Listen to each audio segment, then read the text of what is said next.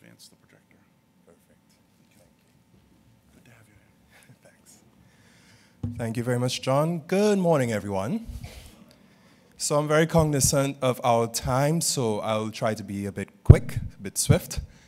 I have a lot of information here on the slides, but please, if I gloss over something, feel free to approach me at any time. If you like more information, I'm happy to help you out and point you towards further details on what I'm about to present.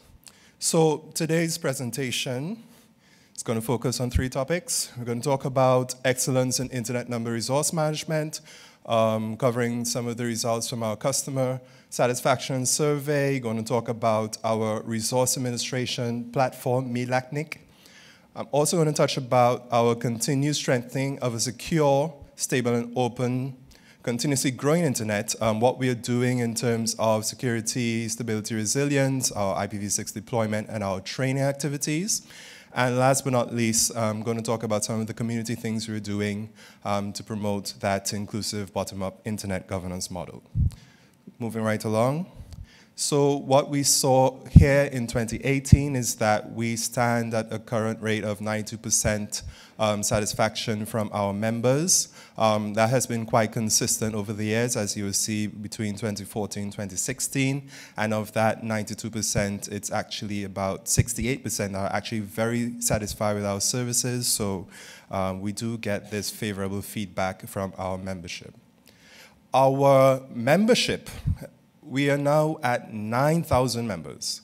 And what is interesting to note is that a lot of that growth is attributed to 2 main categories that had been opened up since 2017.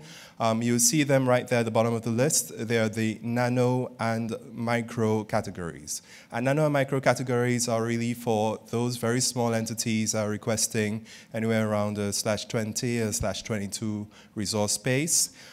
So we have seen thousands of those grown over the last couple of years, and one of the reasons why, as you may be well aware, given the current policy that we have for exhaustion, which is our new members policy, or some of you may know it as our new entrance policy, existing members can no longer get V4 space from us.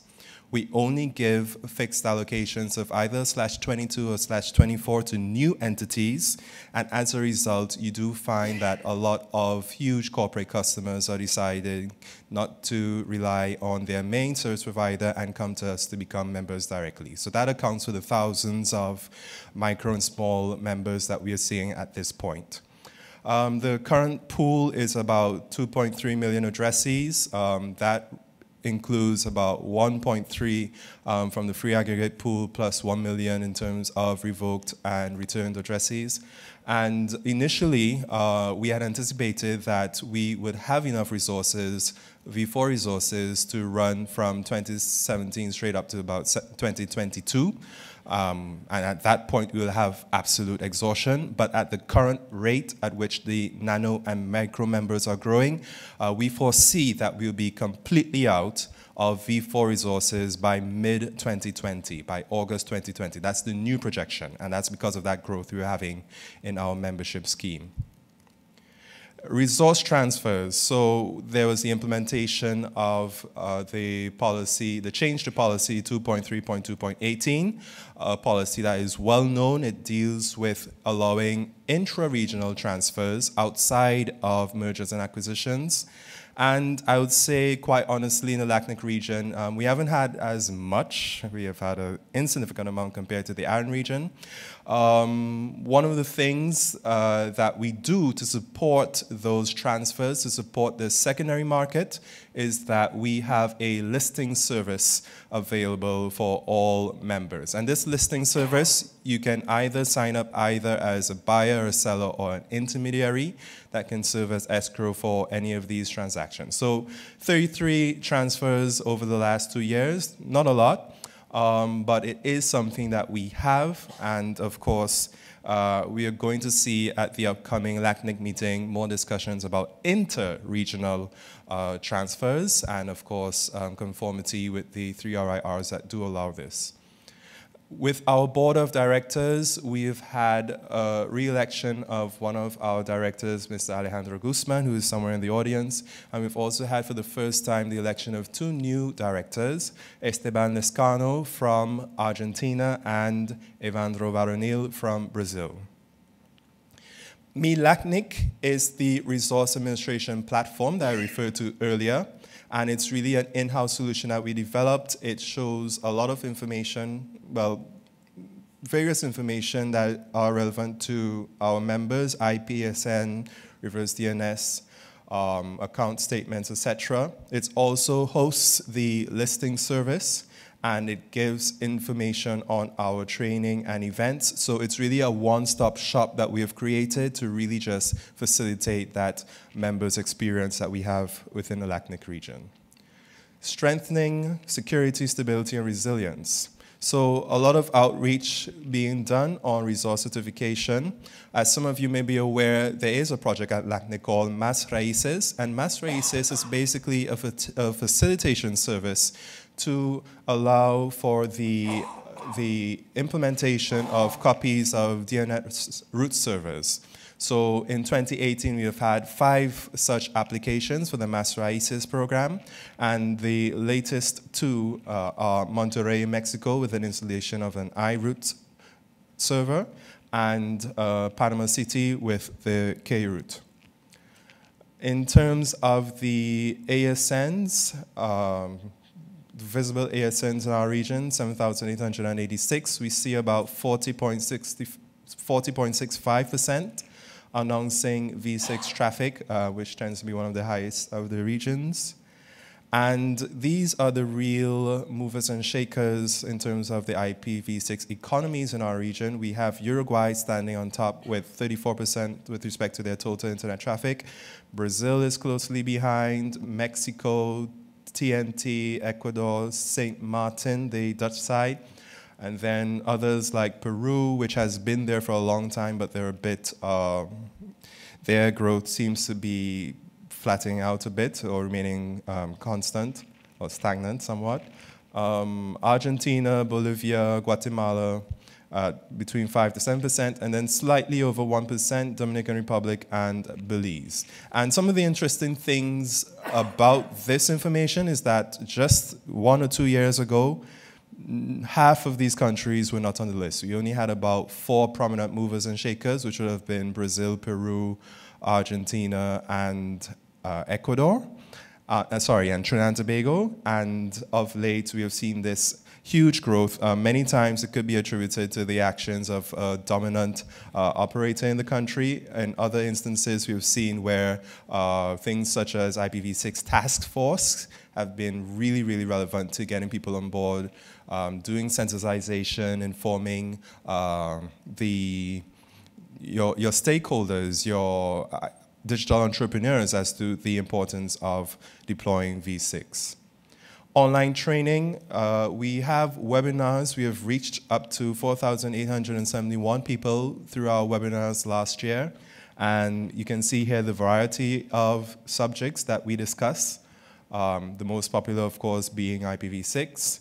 And we also have from our online training platform, 1,517 people being trained in IPv6 and 496 on BGP. So our online training platform, our LACNIC campus, we offer 3 types of courses: basic IPv6, advanced IPv6, and BGP RPKI. We've seen a significant amount of growth, about 10% compared to 2017 in the use of the online campus. And I should not be saying this, I'm sorry, Janina. We're going to be soon offering our IPv6 basic course in English just to make sure we reach to our entire membership and just reach out as much as possible, everyone who needs to have this information. And why is it important? Because it's a well-known fact that LACNIC members are some of the record makers in the world for having both V4 and V6, about 92%. But what we realized is that despite the availability of IPv6, many members were slow to implement it. And looking at statistics, it doesn't give you a fair assessment as to what really is happening. So for that reason, we decided to take it at a national community approach, national technical communities, and identify who were the decision makers within each community responsible for promoting V6 adoption. And with that in mind, we started conducting these IPv6 for decision makers visits. They are high-level visits involving our CEO, Oscar, and other CEOs and other decision makers in other countries. We typically tend to target ICT ministries, regulators, ICT associations, IXPs, large operators. Those are the types of stakeholders we reach out to, and we try to create this very intimate space where we can ask them and have them ask in confidence some of the questions that may seem silly at times, but it's really about creating this intimate space for them where they can ask in confidence some of the questions they have about V6 deployment. A lot of things tend to focus on training opportunities and knowing how to operate in a V6 world, how to move away from scarcity management, but we have found this to be very useful. So 2018, we went to 4 countries, Guatemala, El Salvador, Belize, and Honduras, and we intend to continue this type of engagement, talking about V6 for decision makers. One of the things that isn't here is that we also have, from my department, the Strategic Relations Department, a lot of requests from public entities wanting to know what is the best way they can talk about V6 deployment within public administration. Many times they're coming up with public policies, directives, etc. One of the biggest messages that we have for them is that you cannot force V6 deployment among ISPs, but where there is control within public administration, where you do have operators of public infrastructure, we do have a couple of recommendations that they can use. And thus far, we have been engaged by a lot of regulators and ministries across the region, and we do provide that sort of feedback and input for that. Routing security project. Recently, through the Open Technology Fund, we have a project between LACNIC and NIC Mexico, and this project deals with RPKI validation. As it stands, LACNIC relies on RPKI validation from RIPE. There is one exchange point in the region, that's the NAP of Ecuador, that does RPKI validation, but it's not something that's quite common as yet. We hope to see this really take off soon. FRIDA, the Regional Fund for Digital Innovation of Latin America and the Caribbean. Last year, our FRIDA fund had 2 special categories in mind. We were looking at closing the digital gap through community networks, something that we've been doing in partnership with Internet Society, and we're also looking at closing the gender divide in technology, which relates to a host of other issues that we see across the region in ensuring that there is fair and equitable access to technology, use and creation across Latin America and the Caribbean. So FRIDA is about awards, grants, subventions, and scale-ups for existing ideas. What you see here are the FRIDA awardees from last year. For community networks, we have awardees from Argentina, community networks established in Brazil and Colombia. And in terms of the gender divide, we have Wikimedia looking at removing bias in Wikipedia content. So it deals with eliminating machismo influences that you find on public information, and increasing the presence of more female editors for Wikimedia content across the region. And we also have an initiative from the University of the Republic of Uruguay for encouraging women in careers in technology, and other grants in Chile and Colombia. IIT Goes Global is our flagship initiative in Haiti. It is the successor to our first project in Haiti called IITIC, where we are trying to shore up the skills of the Haitian technical community. We go in and we ask the community what are their real needs, and we initially trained the community in topics regarding V6 deployment, internet security, wireless networks, network management in general, and the like. So with IIT Goes Global, we decided that we're going to change the direction slightly. We are still going to work with the Haitian technical community, but we have identified another key target audience that can benefit from some form of intervention. And this target audience deals with women and girls, school-leaving girls from Haiti who have limited choices and options in terms of being employed. What we are doing is that we are training up to 300 young women and girls in data processing and related topics so that eventually they'll be able to support business operations remotely for companies found in the Haitian diaspora. Most of them we have identified tend to be in North America, in France, and in other regions. So the goal is 300 women and girls being trained, in addition to about 150 Haitian technicians that will work on the infrastructure issues. We have encouraged the creation of a cluster where they identify security issues and small mini projects they can work on resilience of Haitian infrastructure.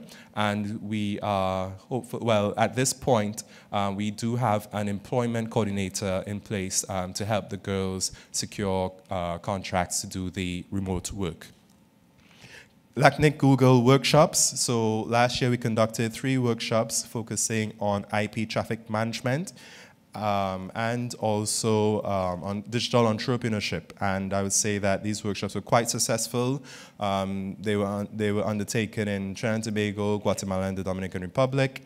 So for instance, in the Trinidad and Tobago leg, there were up to 120 professionals that came out. It's all in all been a really, really successful experience that we have had, and we look forward to more engagements and collaborations in the future. I'm looking at the time, so I'm going to be really fast. 2 more slides. We have had an increase in the number of proposals at our meetings. So in 2018, we have had a record 14 proposals being presented. And you can see what the reference is compared to the other years on that slide. And in terms of community building, participation, we have huge numbers of remote participants at our meetings. We have another series which is called LACNIC on the Move, which are more in-house, community-based engagements with local ICT, internet communities. So the LACNIC on the Move last year, there was one in Paraguay. There was another one that was paired up with the LACNIC Google training in Trinidad and Tobago. And this year we intend to go to Curacao to have that one-on-one interaction with the Curaçaoan technical community. And last but not least, we were voted last year as the 2nd best place to work in Uruguay. It's the 7th year in a row that we have voted quite highly and favorably in terms of the great place to work. And please come to LACNIC 31 in the Dominican Republic. We'll be more than happy to have all of you there. It's again in the Caribbean, so you have no excuse. You already know what you're in for. Rum, sunlight, sunshine. Please do come along. Thank you very much. Yes. Any questions for him? Just want to make sure? Okay.